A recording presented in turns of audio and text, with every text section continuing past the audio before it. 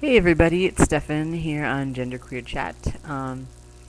Today is a very special day, and this week is a very special week because GenderQueerChat is on week number 100. That's right, 100 weeks of GenderQueerChat.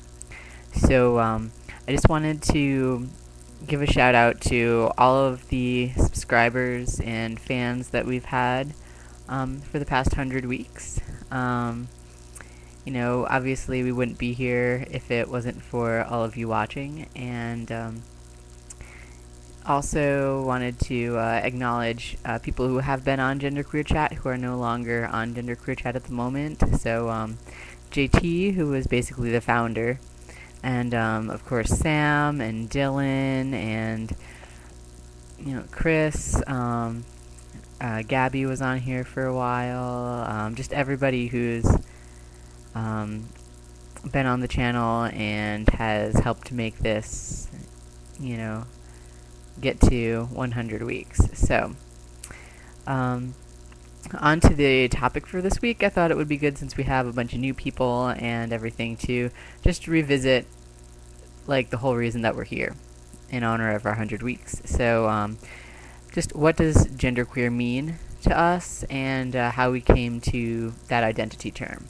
So, I guess genderqueer to me means that I don't identify completely as male or completely as female. And that's just the basic definition for me. How I express and experience that genderqueer identity, that differs from person to person. And for me personally, I like the freedom that it gives me to express myself however I feel like on any given day. How I came to identifying as genderqueer was really interesting, because I found the term genderqueer before I knew what being trans was. So identified as genderqueer, and while I was presenting as like a soft butch lesbian, basically. Although I never really liked the term lesbian, because it implied, woman who likes women, and I didn't think I was totally a woman. So I, used the term gay more, like I was like a gay girl or whatever.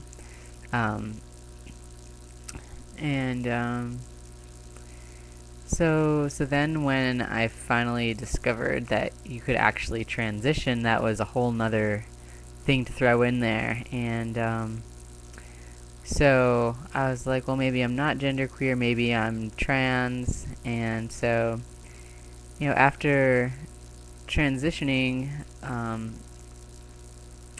somewhat, I guess you could consider it like a partial transition, sort of.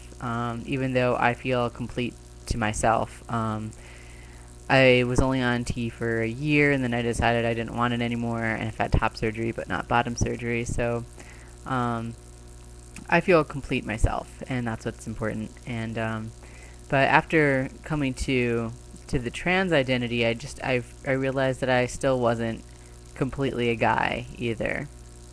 So, transitioning wasn't the complete story and wasn't the entire answer. So I embraced the term genderqueer once again, but kind of from the other side, or a different side of the spectrum, because, before I was more of like a masculine female, and now I'm kind of seen more and identify more as an effeminate guy. I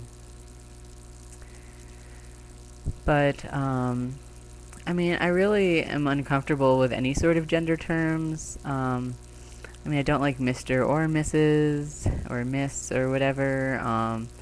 Sir is kind of okay, but ma'am is totally not, and was never really okay with me. I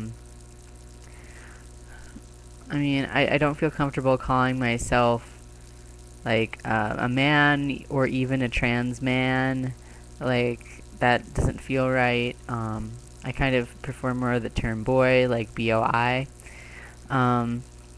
but then there's a certain, not growing up about it. So I'll be interested to see, like, when I feel like a grown up, like what terms I'll still be using.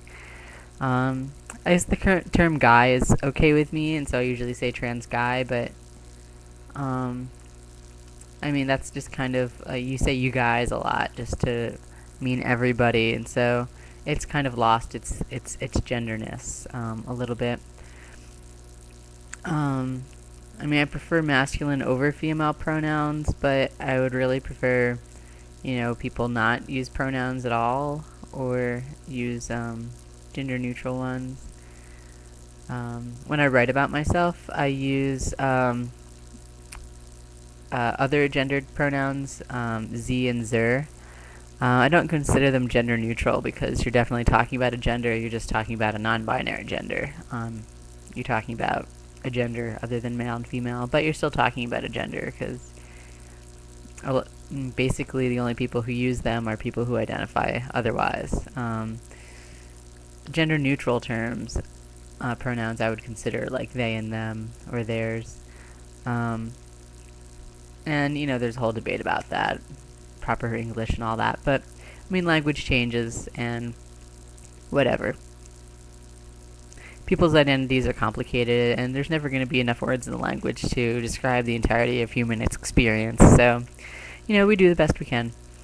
And, yeah, so it's really interesting because by transitioning and becoming more comfortable in my body as more on the guy side, I've been more comfortable expressing my femininity. So, I mean, I play more with makeup and high heels and fishnets and everything way more than I ever did when the world saw me as a girl. So, I like that aesthetic better, and it works for me. And I'm comfortable.